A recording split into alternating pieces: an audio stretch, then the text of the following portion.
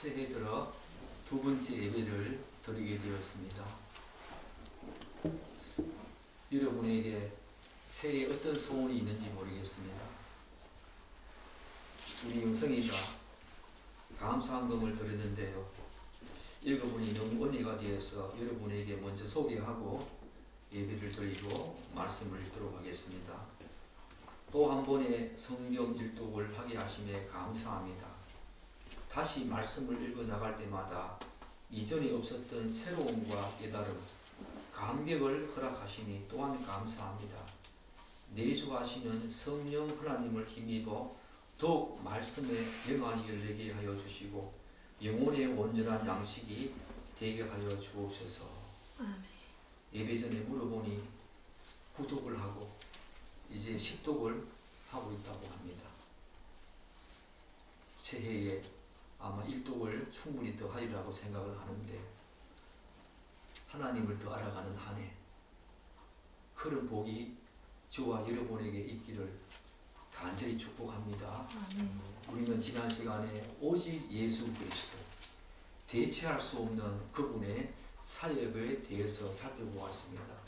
지난 시간에는 제사장적인 그분의 사역에 대해서 살펴보았죠.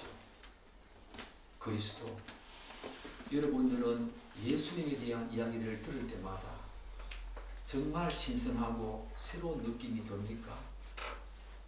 갑자기 어떤 어부가 한 말이 생각이 났습니다. 그분은 60-70년을 어부 생활을 했는데 새벽에 배를 타고 고기를 잡으러 나갈 때마다 떠오르는 그 태양을 보고 날마다 어부 생활을 하면서 배를 타고 나가면서 본 그 해가 날마다 지금도 항상 새롭고 신선하다 그렇게 말을 하더군요. 여러분은 예수 그리스도의 성육신 사건 사역을 들을 때마다 날마다 새롭고 신선함과 감격과 감동이 여러분에게 밀려옵니까? 참 하나님이신 그분이 이 땅에 참 인간으로 오신 이 성육신 사건의 은혜를 들을 때마다 항상 새롭고 기쁨이 넘칩니까? 그리고 그분이 우리의 죄를 대속하기 위해서 하나님의 완전한 버리심, 그 버리심을 당하신 십자가의 은혜를 돕고 묵상할 때마다 여러분에게 항상 새롭고 신선함으로 이 내용이 다가옵니까? 그 십자가의 죽음은 영원부터 성부 하나님과 누려왔던 모든 관계가 예컨대 영적으로 정신적으로 그 외의 모든 관계가 일시적이나마나마 단절되는 그런 형용할 수 없는 아픔과 고통을 겪었는데 말입니다. 그 이야기를 들을 때마다 여러분에게 신선한 감동과 감격이 밀려옵니까?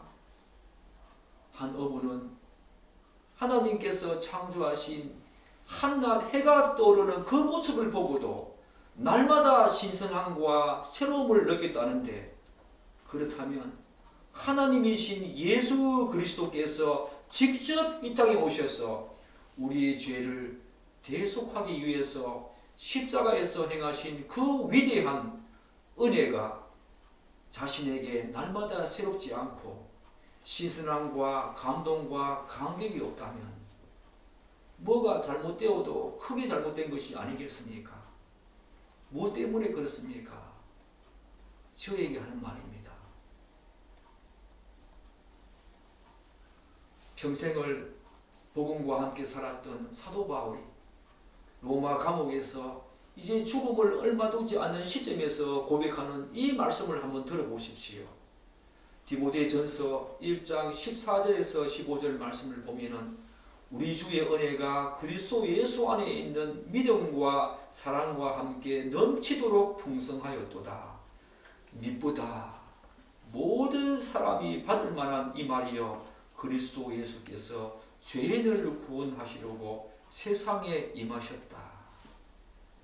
그 백발이 성성한 노년의 그 사도 바울이 로마 감옥에서 마지막 죽음을 앞두고 고백하고 있는 이 말이 무엇입니까?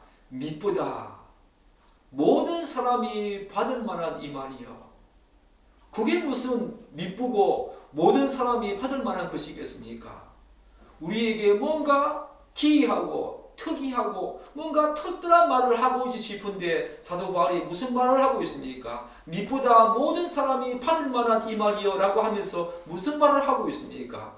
그리스도 예수께서 죄인을 구원하시려고 세상에 임하신 이 사건이 로마 감옥에서 마지막 죽음을 앞두고 있는 이 노년의 백발이 성성한 바울에게 항상 새롭고 신선함이 되었다.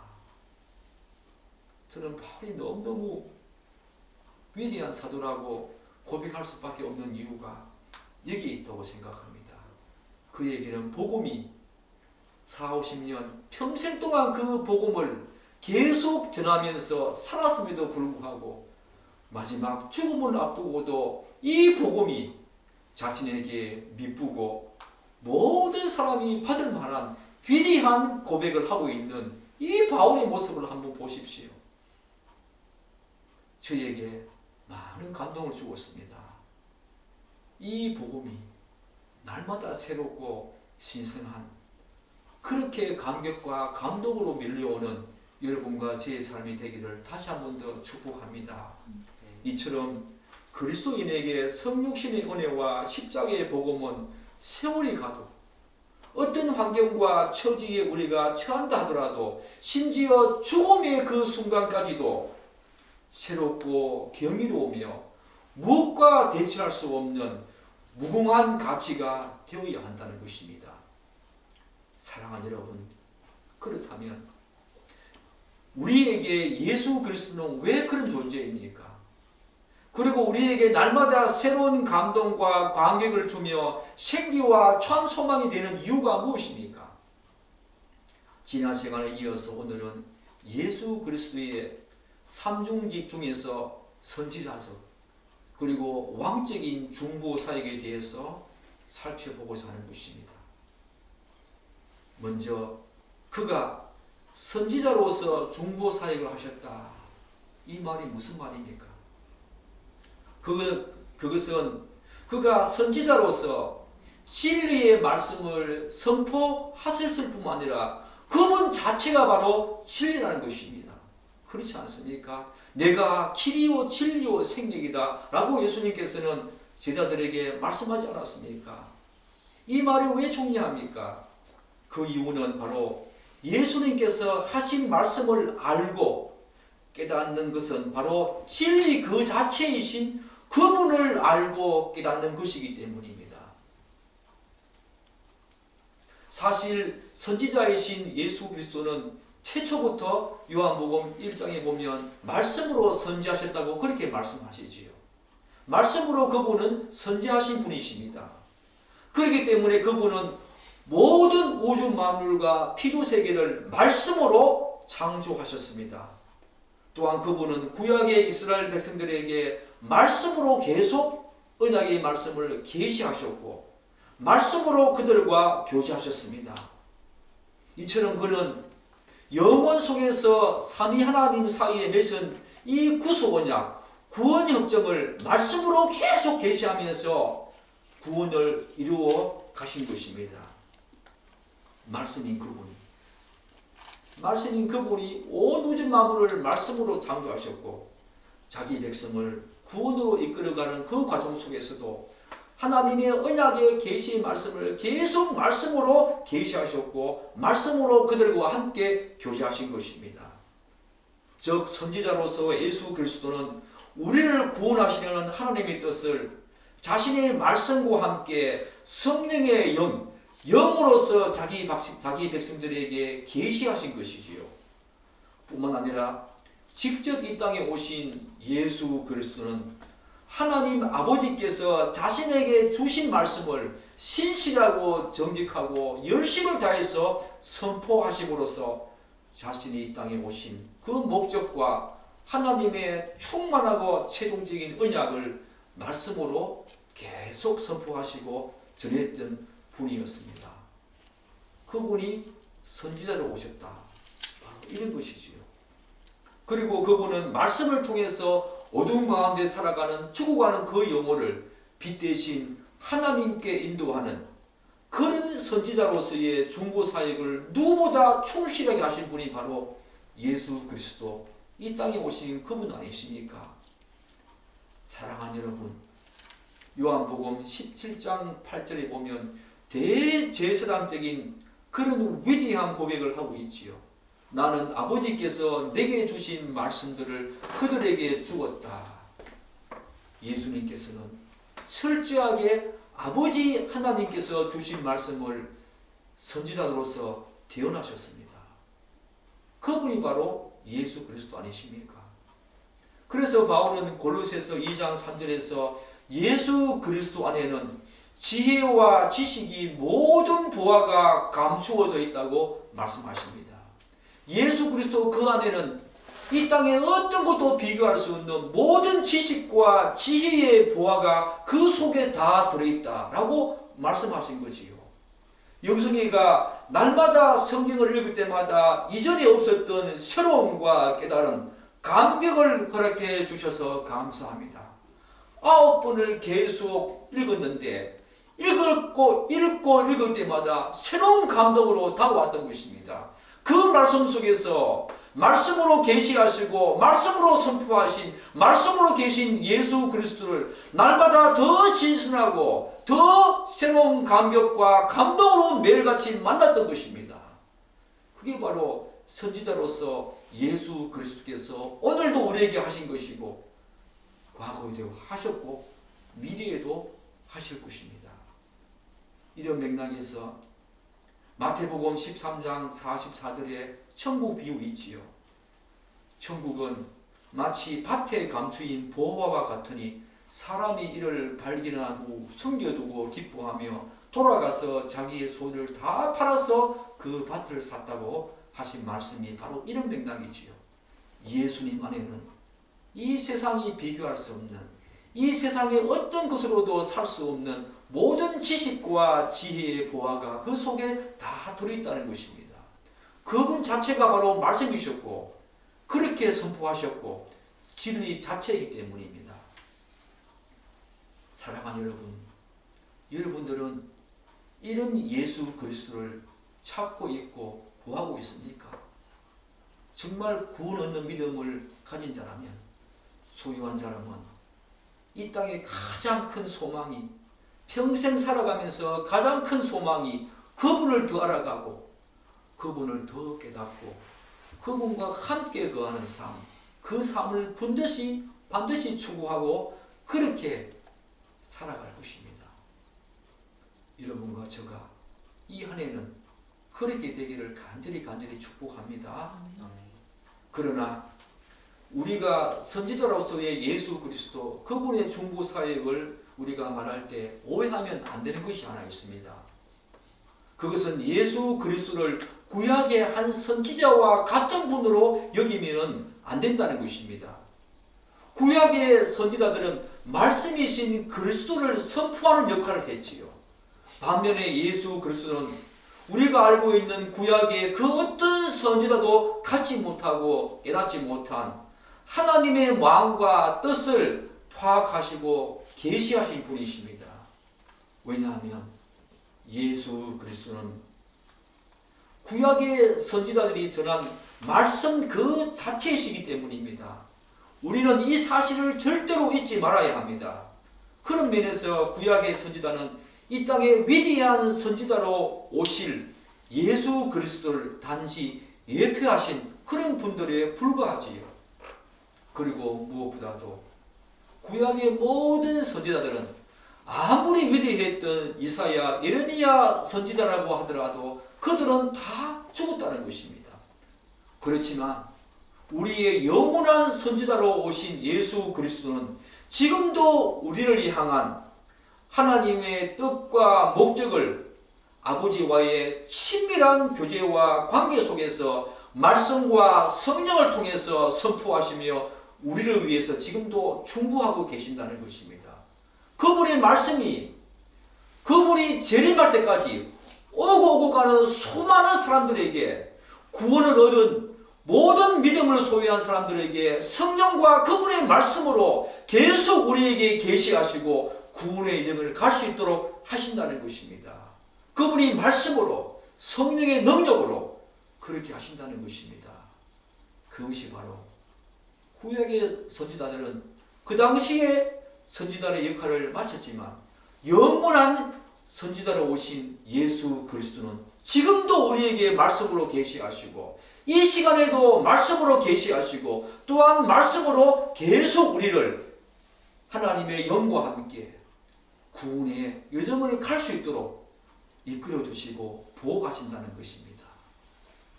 사랑하는 여러분, 이처럼 예수 그리스도의 선지자로서의 중보 사역은 지금도 우리와 하나님 사이에 말씀과 성령으로 계시를 전달하심으로써 우리를 인도하고 있지요. 그런 면에서 여러분들은 말씀이 기쁘십니까? 말씀을 읽을 때마다 그분과 함께 교제한다는 그런 사실들을 깨달으면서 말씀 속에 들어갈 때마다 이 세상에 줄 수 없는 그런 보화, 그런 지식과 지혜가 가득한 그 말씀 속으로 들어갈 때마다 여러분들에게는 기쁨이 넘치지요. 기쁨이 넘쳐야 합니다. 세상에 어떤 것보다 온 세상에 어떤 즐거움과 쾌락이 있는 곳이라고 하더라도 그것보다 하나님의 말씀을 읽고 하나님을 더 알아가는 그 성경 속으로 들어갈 때마다 여러분들에게는 세상이 비교할 수 없는 기쁨이 있어야 한다는 것입니다. 즉 예수 그리스도는 부활 성천하신 후에도 하나님의 하늘 우편에 계셔서 성경과 성령 하나님을 통해서 계속 하나님과 우리 사이에 그분의 말씀을 계시해 주심으로 말미암아 선지자적인 사역을 지금도 하고 있지요. 그래서 성경은 완전한 것입니다. 그래서 성경은 충분한 것입니다. 그래서 믿음의 사람들, 종교개혁자들은 오직 성경을 외친 것입니다. 그런 면에서 오늘날 유행하고 있는 신사도운동, 예언운동을 통해서 성경 이외에 다른 계시를 추구하는 행위는 반성경적이고 비성경적이고 성경적이지 않지요. 또한 그러한 행위는 완전한 선지자로서 이 땅에 오신 예수 그리스도의 중보사역을 부정하는 것입니다. 무엇보다도 모든 것이 쇠하고 사라질지라도 영원 무궁토록 객관적인 진리로 존재하는 성경의 그 완전성과 충분성을 자신의 주관적인 느낌과 감정과 지식과 계시를 성경보다 더 우위에 두고자 하는 그런 잘못된 신앙 행위지요. 여러분 신사도운동, 예언운동, 은사운동 들어봤지요? 빈야도운동 들어봤지요? 성경의 완전성과 충분성, 우리 구원의 성경의 완전성과 충분성을 부정한 채 오히려 여기에 계시된 그 하나님의 말씀보다 더 다른 계시를 들으려고 추구하면서 모이는 사람들이 있다는 것입니다. 저도 거기에 빠질 뻔했습니다. 아시는 목사님 사모님이 한번 오라고 그런 적이 있었습니다. 갔더라면 큰일 날 뻔했습니다. 제 성격상 아마 거기에 한번 심취하면 빠져나오지 못할 정도의 큰 위험에 처할 뻔했지요. 그게 아니었습니다.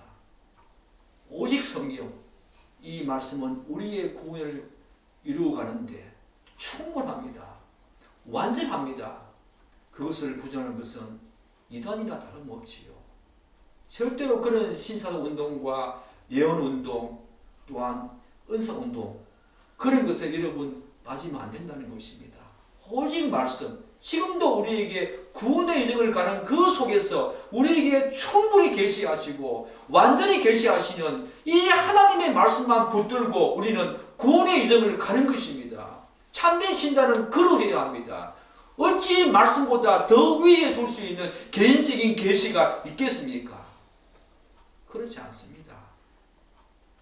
그래서 정말로 구원받은 신자라면 그러한 헛된 계시를 추구할 것이 아니라 하나님의 계시의 말씀을 들어야 되지요. 이 성경을 제대로 알고 깨닫고 이해할 수 있도록 날마다 성령 하나님의 조명하심을 구하고 추구하고 그분께 도움을 요청하는 그런 사람이 바로 참된 신자, 구원 얻는 믿음을 소유한 사람의 삶의 모습이지요. 우리 은흥천교회 흐름교회 되기를 간절히 축복합니다. 사랑하는 여러분, 로이드 존슨 목사님은 이 예수 그리스도의 선지자로서의 사역을 이렇게 감탄하면서 고백했습니다. 그리스도께서 하나님을 아는 지식은 지금 이 땅을 살고 있는 모든 신자들의 하나님을 아는 지식을 합한 것보다 더 뛰어나다. 심지어 이미 영광 중에 있는 그 천상의 모든 신자들, 보편적인 교회에 있는 그 천상의 모든 신자들의 경우에 그들은 하나님을 아는 지식과 이해가 이 땅에 있을 때보다 양적으로 질적으로 전혀 다르겠지만 그럼에도 불구하고 그런 모든 신자들의 하나님을 아는 지식과 이해를 다 합친 것보다 그리스도가 하나님을 아는 지식이 더 뛰어나다. 이렇게 말씀하신 것입니다. 그분이 우리의 길과 진리와 생명 되십니다. 그분이 우리에게 계시해 주신 이 말씀이, 선지자로서 우리에게 계시해 주신 이 말씀이 바로 길과 진리와 생명이 되는 것입니다. 따라서 말씀과 성령 하나님의 인도하심을 통한 예수 그리스도의 선지자적 중보 사역은 지금도 우리의 구원 여정을 가능하게 하는 중요한 내용이 되겠지요. 이 선지자로서의 예수님의 중보 사역이 없다면 우리의 구원은 불가능합니다. 우리의 구원은 불가능한 거지요. 그분이 한번 구원하신 후에 우리를 아무 말씀도 안 하시고 내버려 두신다면 그것은 이신론과 혹은 요즘 유행하는 열린신학과 다름없지요. 그렇지 않습니다. 그분은 우리를 구원하신 후에 끝까지 우리의 삶을 말씀으로 책임지시고 우리에게 말씀으로 계속 구원의 여정과 성화와 또한 영화의 단계까지 충분히 가게 하시는 그런 역할을 우리에게 하신다는 것입니다. 이는 1차적으로 성부 하나님이 창세전에 삼위 하나님 사이에 맺은 구속 언약을 통해서 미리 아신 자들을 구원하는 일을 현재적으로 시공간 속에서 하고 있다는 것입니다. 그것을 가능하게 한다는 것입니다. 그리고 한 걸음 더 나아가서 종목적으로 하나님이 구원하신 모든 자들이 하나님의 형상을 본받게 함으로써 모든 형제 가운데 맏아들이 되신 예수 그리스도께 온전한 영광을 올려드리는 그런 삶을 우리에게 살도록 하신다는 것입니다. 그것이 바로 그리스도의 선지자적인 사역이지요. 이 사역이 얼마나 중요합니까? 이 사역이 없다면 우리의 구원은 불가능한 것입니다. 하나님의 말씀의 계시, 이것이 없다면 우리의 구원의 여정은 절대로 가능치도 않을 뿐더러 우리의 구원 자체가 불가능한 것입니다. 예수 그리스도의 선지자적 사역, 말씀으로 진리 그 자체로 존재하시고 말씀으로 태초부터 선지하셨고 지금도 말씀과 성령의 능력으로 우리에게 계시하시는 이 하나님의 놀라운 역사를 여러분 신선합니까? 이것을 들을 때마다 감동이 옵니까? 이 말씀을 들을 때마다 어떤 예화보다 어떤 세상의 쾌락과 즐거움보다 여러분에게 더 생동감과 생기와 힘과 소망을 줍니까? 그런 은혜 있기를 축복합니다.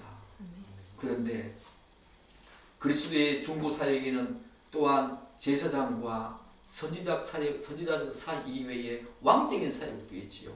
왕으로서의 사역도 있다는 것입니다. 이는 그리스도께서 이 땅에 왕으로 오셔서 하신 사역을 말하는 것이지요.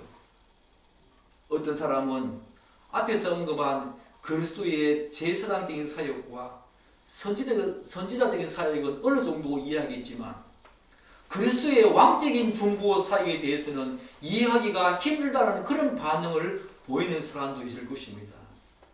그도 그럴 것이 그의 직업이 무엇이었습니까? 목수였습니다. 또한 단 한 번도 이 땅에서 화려한 왕이 입는 그런 도포를 입고 이 땅을 사신 적이 한 번도 없었습니다. 또한 그럴듯한 왕궁에서 수많은 문무백관들을 거느리고 왕으로서의 무소불위의 위엄과 권세를 가지고 자기 백성들을 다스리는 모습을 우리는 한 번도 본 적이 없고 그 당시에 유대 백성들도 보지 못했습니다. 그래서 예수님께서 내가 이 땅에 내 백성을 구하러 오신 왕이다라고 했을 때 유대 백성들은 다 놀랐고 그를 돌로 쳐져서 죽이려고 했던 것입니다. 그렇기 때문에 여러분 중에 혹시 제사장적인 사역과 선지자적인 사역은 이해하겠지만 왕적인 사역은 도무지 이해하기가 힘들다. 그렇게 사신 분이 아닌데 어떻게 그것을 우리가 이해하겠는가라고 의아심을 가지는 분들도 계실 것입니다.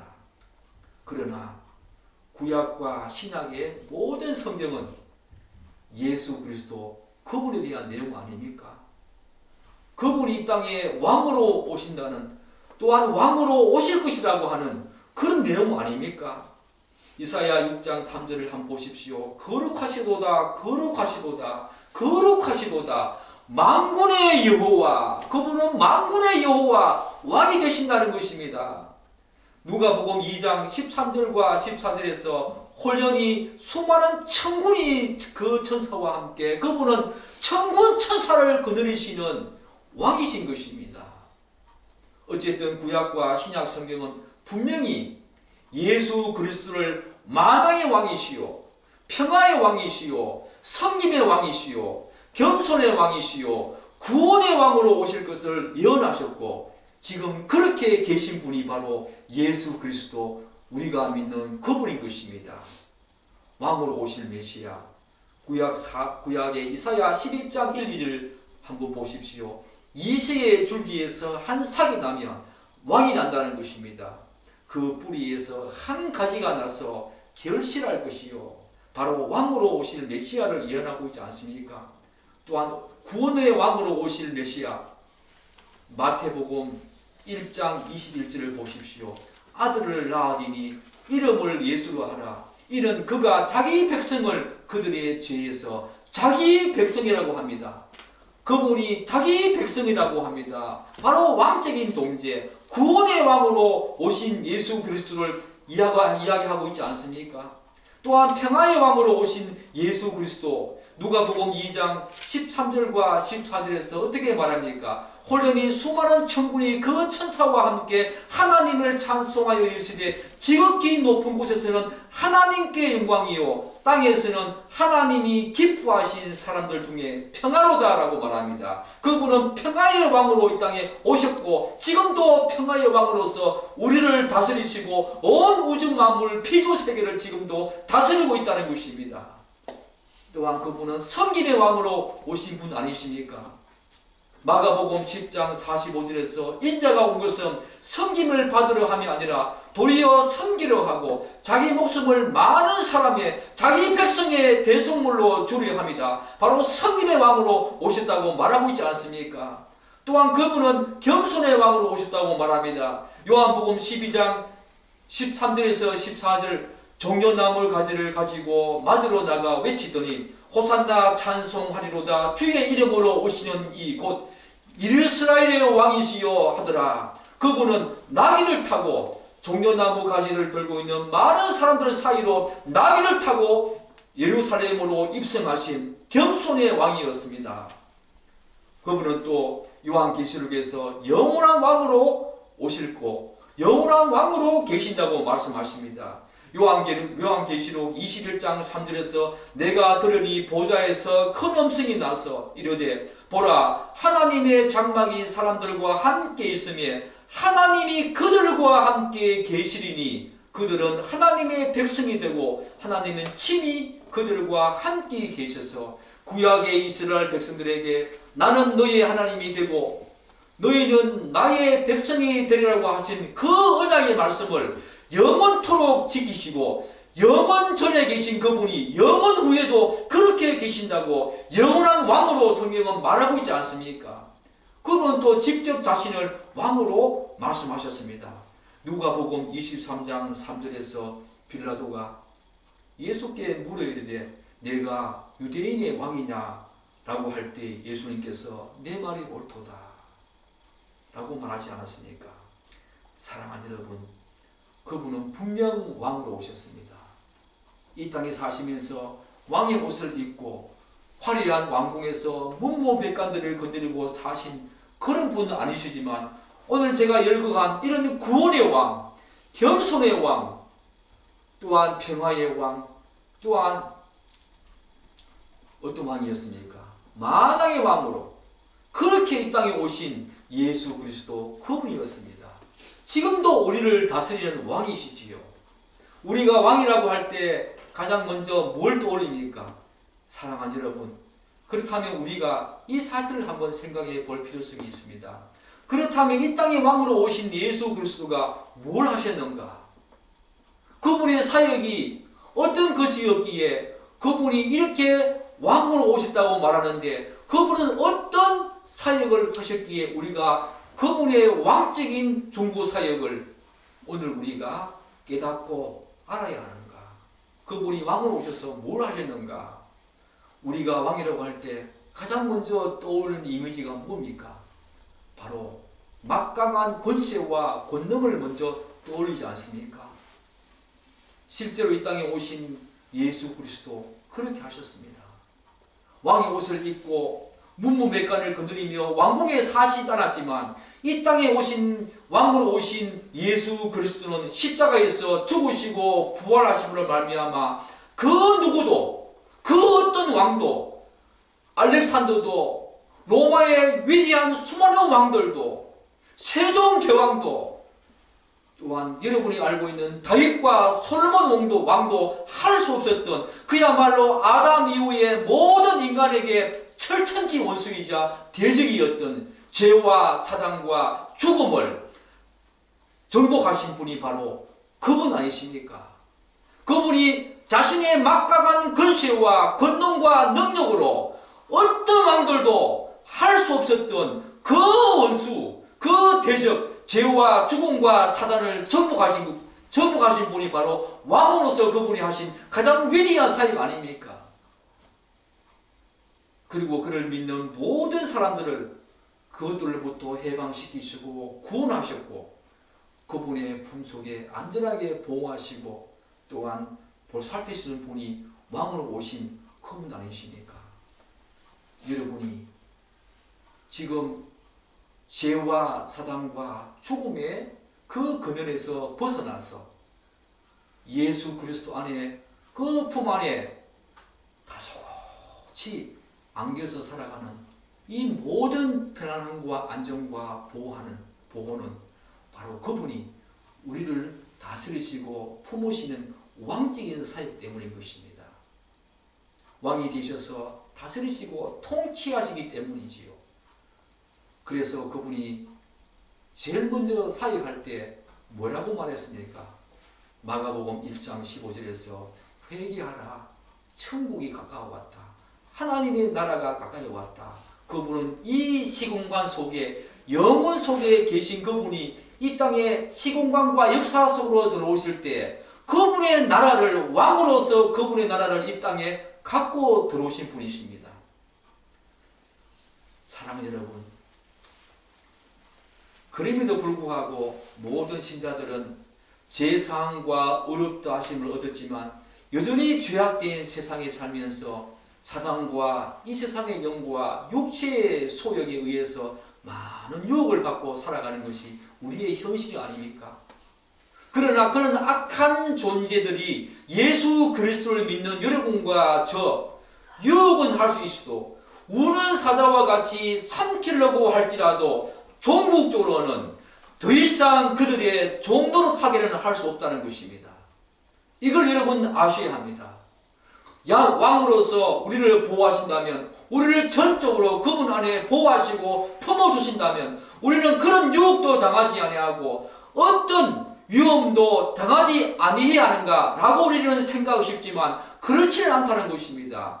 우리가 예수 그리스도를 믿어 어렵다 칭함을 받고 어렵다 하는 그런 어떤 존재로 의인으로 세워지긴 했지만 우리가 구원은 받았지만, 우리의 영혼은 구원받았지만 아직까지 몸은 이 땅에 있기 때문에 그 몸이 사단의 영과 이 세상의 영과 육체의 소유에 따라서 우리가 많은 유혹을 당하는 것은 바로 이 현실 속에 있는 우리의 현주소입니다. 그럼에도 불구하고 왕이신 예수 그리스도가 우리를 품어주시기에 그 사단과 마귀가 우리를 유혹하고 우는 사자와 같이 삼키려고 덤비들 수는 있지만 종국적으로 그들이 우리 하나님의 품속에서 우리를 빼앗지를 못한다는 것입니다. 로마서 8장에서 뭐라고 말합니까? 예수 그리스도의 그 사랑 안에서 누가 우리를 끊으리요? 그것이 바로 예수 그리스도의 왕적인 사역 아닙니까? 그분이 우리를 다스리시고 통치하시고 인도하시고 보호하십니다. 왕으로서. 그래서 오늘 시편 기자가 시편 23절에서 다윗이 뭐라고 고백합니까? 그분은 나의 목자시다. 그분이 나의 목자시다. 그분이 나의 왕이시다. 라고 고백하고 있지요. 사망의 어둠의 골짜기를 지날지라도 해가 내가 두렵지 않는 것은 그분이 나의 목자 되시고 그분이 나의 왕이 되셔서 나를 보호하시고 인도하시기 때문이다.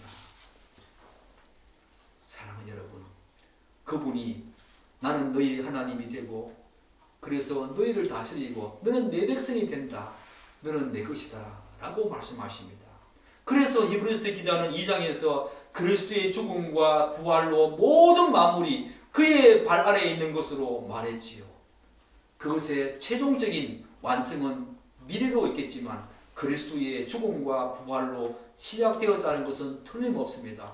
그 최종적인 완성 단계를 모든 우주 만물이 그의 발 아래에 굴복당하고 그를 영광 가운데 올려드릴 그 놀라운 어떤 모습을 우리는 빌립보서 2장에서 보고 있지 않습니까? 모든 우주 만물이 하늘에 있는 것이냐 땅 아래에 있는 것이냐 지금 살고 있는 모든 우주 만물이 그분의 발 아래 굴복당하고 그분을 만왕의 왕으로 그렇게 영광 돌리는 어떤 모습들을 우리는 빌립보서 2장에서 사도 바울이 고백하는 모습을 보면서 알 수 있지 않습니까? 사랑하는 여러분, 그분이 우리의 왕 되십니다. 그분이 다스린 나라에 우리는 들어온 것입니다. 그런데 현재적으로 그리스도의 왕적인 사역은 어떻게 나타나고 있습니까? 현재적으로 어떻게 나타나고 있습니까? 그분이 피로 사신, 그래서 그분이 머리 대신 몸된 교회를 그분의 말씀과 성령의 능력으로 다스리는 것으로 나타나고 있습니다. 바로 이 교회에서 머리 대신 예수 그리스도가 우리의 왕이 되셔서 몸된 그분의 교회 지체들을 다스리는 모습 속에서 그분의 왕적인 사역이 현재적으로 나타나고 있다는 것입니다. 그러므로 지금 가나안 성도들은 성경적입니까? 그렇지 않습니까? 비성경적이지요. 코로나19로 말미암아 우리가 2, 3년간 집에서 줌으로 영상으로 예배를 드려서 그 이후에 교회에 나가지 않는 분들 많이 있다고 들었습니다. 그렇지 않습니다. 그분의 다스림, 그분의 왕적인 다스림은 바로 이 교회 안에서 몸된 교회의 지체들이 그분의 다스림을 받으면서 서로 성화의 과정을 이루어가고 그분 안에서 자라가고 그분 안에서 성숙해가고 그분 안에서 우리가 서로 교제하는 가운데 그분의 다스림을 받는 것입니다. 이 땅의 교회가 그렇게 중요하다는 것입니다. 교회의 무용론 그렇지 않습니다. 이 땅의 교회가 지금 세상으로부터 많은 질책과 비판과 손가락질을 당하는 것은 틀림없지만 그렇다고 해서 교회가 쓸모없다, 그렇다고 해서 나는 교회에 다니지 않겠다 라고 하는 것은 더 큰 오해를 불러일으키고 그것은 왜곡된 신앙입니다. 한 아이를 목욕시키기 위해서 그 아이를 목욕시키는 데 있어서 그 아이를 목욕시키는 데 물을 이렇게 대는데 그 아이를 떠내려가게 하면 안 되겠지요. 그런 실수를 하면 안 된다는 것입니다. 그 아이는 소중하지요. 교회가 바로 그런 곳입니다. 비록 교회가 지금 많은 아픔을 겪고 있어서 세상 사람들에게, 우리 성도들에게 참 하나의 큰 어려움에 직면한 것은 틀림없지만, 그렇다고 해서 교회를 그런 식으로 바라보는 것은 또한 옳지 않지요. 교회는 영원전에 하나님께서 그분의 다스림을 받도록 이 땅에 세우신 위대한 하나님의 나라인 것입니다. 그래서 그리스도는 죄와 사망과 사단을 정복하시고 지금도 이 세상과 교회 안에서 조건적인 왕으로 사역을 감당하고 있지 않습니까? 그렇게 할 수 있는 이유는 사단의 영역까지도 당신의 영역이라고 말합니다. 심지어 사단은 하나님의 권세와 허락하시는 그 범위 안에서만 일정 부분 우리를 유혹할 수 있고 이 세상에서 활동할 수 있다는 것입니다. 결국 죄와 사망에서 건짐을 받은 모든 사람들이 하나님의 말씀과 성령을 따라서 그리스도의 몸 안에서 자라가고 충분히 섬기는 일이 가능한 것은 모두 그리스도의 왕적인 사역이 우리에게 그것을 가능하게 한다는 것입니다. 그렇다면 여러분은 이런 그리스도의 왕적인 사역을 자신의 삶과 신앙과 사역 속에서 경험하고 있습니까? 이것을 지식적으로, 교리적으로, 머릿속으로 아는 것에 멈추지 아니하고 여러분의 신앙과 삶과 사역 속에서 실제적으로, 경험적으로 이 그리스도의 왕적인 사역을 경험하고 또한 느끼고 소유하고 누리고 있다는 말씀입니다. 누리고 있는가 말입니다. 그리고 여러분은 예수 그리스도의 통치를 받는 것이 가장 안전하고 평안하며 가장 온전하고 기쁘다는 사실을 알고 있습니까? 우리 주 예수 그리스도는 창세전에 삼위 하나님의 계획과 언약 가운데 실제로 신과 사람, 신인으로 이 땅에 오셔서 사시고 죽으시고 부활하여 지금도 이 땅과 만물을 다스리고 계십니다. 그런데 예수 그리스도의 왕적인 사역이 우리에게 가장 현실적인 문제로 다가오는 것이 무엇인지 아십니까? 그분을 구원자로 믿기는 하겠지만 그분이 우리의 삶과 신앙을 다스리고 주관하시는 것, 곧 그분이 우리의 주인이 되신다는 것을 인정하는 것은 그리 쉽지 않다는 것입니다. 이 문제가 가장 현실적으로 우리에게 어려운 문제입니다. 내 삶의 주인이 자꾸 자신이 되고 싶어하는 그런 경향성이, 우리는 구원을 받았음에도 불구하고 그러한 경향성이 여전히 우리 속에 내재해 있다는 것입니다. 그분의 왕적인 사역을 알고 있는데 그분을 나의 왕으로, 나의 주인으로 실제적으로 나의 삶 속에 모셔드리고 그렇게 사는 것은 현실적으로 굉장히 어렵다는 것입니다. 아무리 예수님을 잘 믿는 신자라고 하더라도 죽음의 순간까지 우리를 괴롭히고 또한 힘들게 하는 부분이 바로 자기 중심성 아닙니까? 특별히 이 시대는 포스트 모던 시대라고 합니다. 자기 중심성이 어느 시대보다 팽배해지고 확장되어지고 확대된 그런 시대를 우리가 지금 살고 있지 않습니까? 여전히 우리는 자신을 부인하기는커녕 자신이 내 삶의 주인이 되고 싶어 합니다. 예수를 믿으면서도, 심지어 완전하고 무험했던 아담과 하와도 이 문제를 제대로 처리하지 못하고 하나님께서 주신 그 완전한 자기 의지를 어떻게 사용했습니까? 하나님의 명령을 거부하고 또한 죄를 범하는 그런 방향으로 나아가고 말았습니다. 왜 그렇습니까? 그만큼 자기 중심성의 문제는 자신이 주인이 되고 싶어하는 문제, 자신이 하나님의 그 자리에 앉고 싶어하는 그 문제는 오늘날에도 여전히 신자들에게 가장 극복하기 힘들고 어려운 주제인 것입니다. 그래서 예수님께서는 뭐라고 말씀하십니까? 아무든지 나를 따라오려거든, 먼저 따라오려거든 먼저 안 해야 될 게 있다는 것입니다. 자기를 부인하는 것, 그것부터 먼저 하고 자기 중심성을 내려놓는 것, 그것부터 먼저 하고 날마다 제 십자가를 지고 따라오라. 바로 자기 자신을 부인하는 것, 자기 중심성을 내려놓는 것, 자아 중심성을 버리는 것이 그만큼 중요하다는 것입니다. 예수님을 제대로 따르려면 그것부터 먼저 해야 한다는 것입니다. 이것이 바로 왕적으로 예수님께서 왕으로 오신 사역을 인정하기는 하겠지만 현실적으로 그분이 나의 왕이시다, 나의 주인 되신다 라고 하는 것을 수용하기도 힘들고 용납하기도 힘든 부분인 것입니다. 그러나 인간은 두 주인을 섬길 수 없습니다. 하나님 아니면 재물입니다. 하나님 아니면 사단인 것입니다. 중간지대는 없는 것입니다. 그래서 예수를 믿는다는 것은 이제 주인이 바뀐다는 것이에요.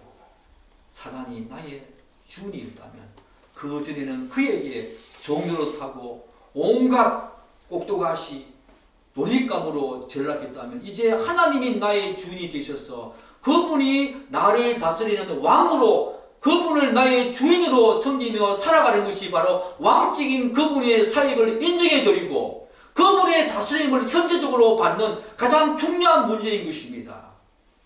이 사실을 아는 것에서 멈추지 아니하고 경험적으로 실제적으로 인정하며 살아가는 것이 참된 구원 얻은 신자들의 모습이지요.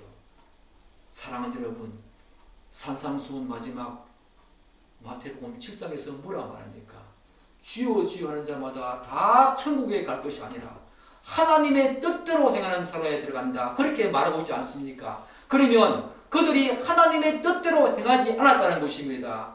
주님, 제가 주님의 이름으로 권능도 행하고 귀신도 쫓아내고 말씀도 선포하는 선지자 노릇 하지 않았습니까? 라고 말했을 때 주님은 뭐라고 말합니까? 나는 너를 도무지 몰랐다 라고 말합니다. 과거 시대로 말한다는 것입니다.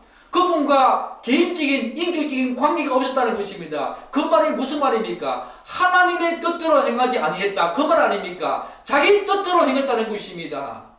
자기 중심적인 여전히 살아있었다는 것입니다. 그들은 선지자 노릇하고 권능을 행하고 병을 고치긴 했지만 그것을 하나님께 영광 돌리기보다는 자기 자랑으로 삼았던 것입니다. 결국 우리가 마지막 하나님 심판대 앞에 섰을 때의 관건은 자기 중심성입니다.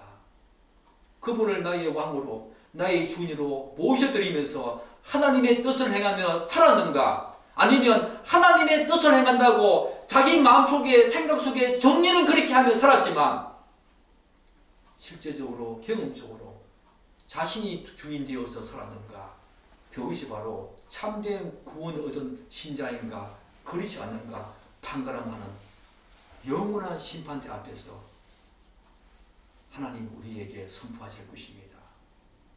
사랑하는 여러분, 그분의 다스림 속에 있기를 축복합니다. 그분이 나의 왕이 되시고 그분이 나의 주인 되신다는 것, 이것은 세상을 살아가는 모든 사람들에게 가장 안전한 소식이고 기쁜 소식인 것입니다. 죽음의 순간까지 그분은 나의 왕으로 계시고 나의 주인으로 계십니다. 올 한 해 예수 그리스도, 왜 오직 예수 그리스도인가, 이 말씀을 많이 묵상하면서 예수 그리스도에 대한 복음을 들을 때마다 여러분들에게 새로운 신선감과 감동과 감격이, 날마다 새로운 기쁨이 넘치기를 간절히 축복합니다. 기도하겠습니다.